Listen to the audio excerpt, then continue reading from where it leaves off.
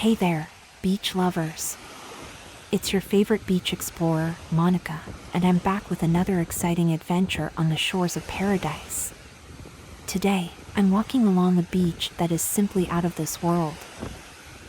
Picture yourself surrounded by stunning cliffs, their rugged edges reaching towards the heavens.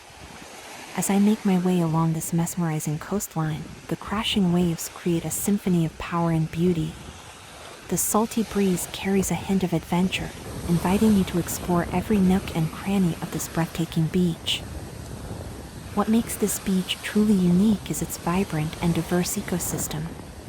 Take a closer look, and you'll find a kaleidoscope of colorful seashells scattered along the shoreline.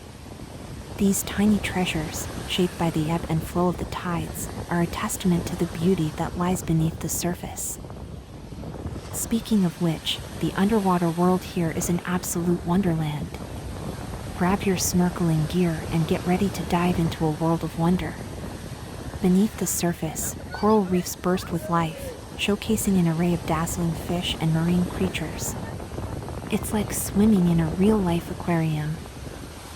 As I continue my stroll, I can't help but be in awe of the sheer expanse of this beach.